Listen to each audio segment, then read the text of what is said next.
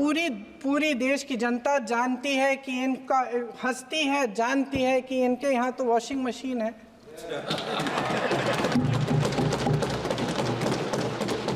तो यहाँ से वहाँ जाता है, वो धुल जाता है। इस तरफ दाग, उस तरफ स्वच्छता। और मेरे कई ऐसे साथी हैं जो इस तरफ होते थे उस तरफ चले गए, मुझे दिख भी रहे हैं, वॉशिंग मशीन में शायद धुल गए हैं।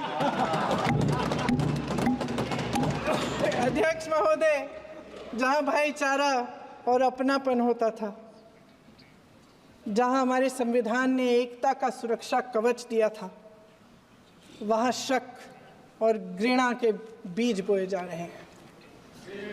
एकता का सुरक्षा कवच तोड़ा जा रहा है। प्रधानमंत्री जी यहाँ सदन में संविधान की किताब को यूं माथे से लगाते हैं, लेकिन संभल में, हाथरस में, मणिपुर में जब न्याय की गुहार आती है, उठती है, तो उनके माथे पे शिकन तक नहीं आता।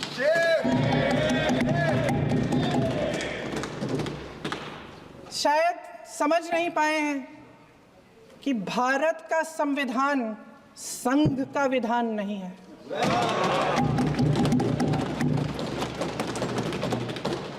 भारत के संविधान ने हमें एकता दी, हमें आपसी प्रेम दिया। उस मोहब्बत की दुकान जिस पर आपको हंसी आती है, उसके साथ करोड़ों देशवासी चले। करोड़ों देशवासियों के दिल में एक दूसरे के लिए प्रेम है, घृणा नहीं है। जहां करप्शन हुआ वहां ना देना, बाकी जगह पर देना। ये मैं कैसे तय करूं जी? मैं कैसे तय करूं? Madam chairperson, even when I don't stop, even when I don't delay, even when I give an advance payment of, when I have to give 1 month, I'm giving 2 months, I'm accused of differential treatment to different states. अरे corruption हुआ, ये साबित हो गया है, और central team और state में टीम भी साथ में गए हैं, और उधर पेमेंट का रिक्लेम करो, ऐसे आदेश मिलने के बाद रिक्लेम ना करते हुए दोबारा ट्रेशरी से ही उसको भरपाई कर रहे हैं, मतलब करप्शन हुआ। उसके बाद मैं कैसे डिफरेंशिएट करूं?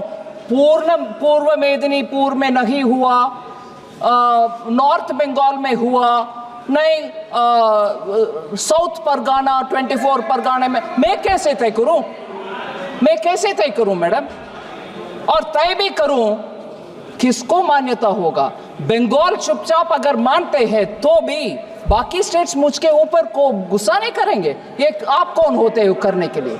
सो पूरे इसको साफ करने के लिए मैं आपके द्वारा रिक्वेस्ट कर रही हूं, बंगाल गवर्नमेंट को साफ करो भाई। फिर आते हम, जितना भी प्रश्न उठाया गया उसको स्पष्टीकरण दो, एक्शन में दिखाओ, फिर कौन रोकने वाले हैं? आपके पैसा बिल्कुल देंगे, आपके पैसे देंगे। फिर आपको क्या दिक्कत हो रही है भाई? खुश रहो, पूरे जीतो, पूरे आराम से बैठो ना। हो रही है दिक्कत, जनता देख रही है, गरीब के पैसा किसके हाथ में जा रहे? पार्टी वर्कर्स में हाथ में जा रहे, ये अभी खुलासा हो गया है, इसीलिए दिक्कत हो रही है उधर, इसीलिए दिक्कत हो रही है। और जब हम उसके लिए तैयार हैं, आते हैं स्टेट में, आपके टीम के साथ ही जाते हैं, अकेला नहीं जाते हैं, आपके टीम साथ में रहने के बाद भी दिखता है कि घपला हुआ।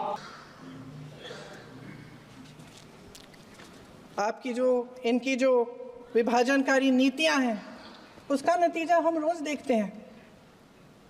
राजनीतिक फायदे के लिए संविधान को छोड़िए, देश की एकता को भी ये रख नहीं सकते, इसकी सुरक्षा नहीं कर सकते। हमने संभल में देखा, मणिपुर में देखा। दरअसल इनका कहना है कि अलग अलग इस देश के अलग अलग हिस्से हैं, कैमरा लेकिन हमारा संविधान कहता है कि ये देश एक है और ये देश एक रहेगा। जहां खुला विवाद होता था, अभिव्यक्ति का सुरक्षा कवच होता था, इन्होंने भय का माहौल पैदा किया है। सत्ता पक्ष के मेरे साथी अक्सर 75 सालों की बात करते हैं, लेकिन इन 75 सालों में ये उम्मीद, आशा, ये अभिव्यक्ति की ज्योति कभी थमी नहीं, कभी बुझी नहीं। इस देश की जनता ने खुलकर आलोचना की, निडर होकर धरने किए, प्रदर्शन किए। जब जब जनता नाराज हुई तब तब सत्ता को ललकारा, उसे चेतावनी दी, बड़े से बड़े नेताओं को कटघरे में खड़ा किया, उनसे जवाब मांगा, न्याय मांगा। इस देश के छोटे छोटे से नुक्कड़ की दुकानों में, चाय की दुकानों में, इस देश के घरों में, गलियों में, मोहल्लों में, अखबारों में, प्रकाशन घरों में, न्यायपालिकाओं में चर्चा कभी बंद नहीं हुई। लेकिन आज ये माहौल नहीं है। आज जनता को सच बोलने से डराया जाता है, धमकाया जाता है। पत्रकार हो या विपक्ष का नेता हो या किसी यूनिवर्सिटी का प्रोफेसर हो, छात्र संघ हो या कर्मचारियों का संगठन हो, सबका मुंह बंद कराया जाता है। किसी पे ईडी, किसी पे सीबीआई, किसी पे इनकम टैक्स, फर्जी मुकदमे लगवाए जाते हैं, जेल में डाल दिया जाता है, विपक्षी नेताओं को जेल में डाल दिया जाता है, उनको सताया जाता है। किसी को नहीं छोड़ा इस सरकार ने। देशद्रोही कह कह के उत्तर प्रदेश में मुझे याद है कुछ अध्यापिकाएं प्रदर्शन कर रही थी, उन पर मुकदमा डाल दिया देशद्रोही का, उन्हें देशद्रोही कह दिया। इन्होंने देश का पूरा माहौल भय से भर दिया है। इनकी मीडिया की मशीन झूठ फैलाती है, तरह तरह के आरोप लगाती है, और शायद वह भी भय में ही है।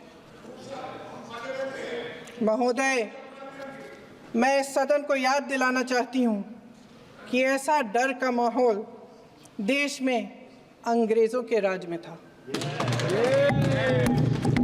जब इस तरफ बैठे हुए गांधी की विचारधारा वाले लोग आज़ादी की लड़ाई लड़ रहे थे और उस तरफ वाली विचारधारा वाले लोग भय में रहकर अंग्रेजों के साथ साठ-गांठ कर रहे थे। लेकिन अध्यक्ष महोदय, भय का भी अपना स्वभाव होता है। भय फैलाने वाले हमेशा भय का खुद शिकार बन जाते हैं। ये प्रकृति का नियम है। आज इनकी भी यही हालत हो गई है। भय फैलाने के इतने आदी हो गए हैं कि खुद भय में रहने वाले हैं, चर्चा से डरते हैं, आलोचना से घबराते हैं।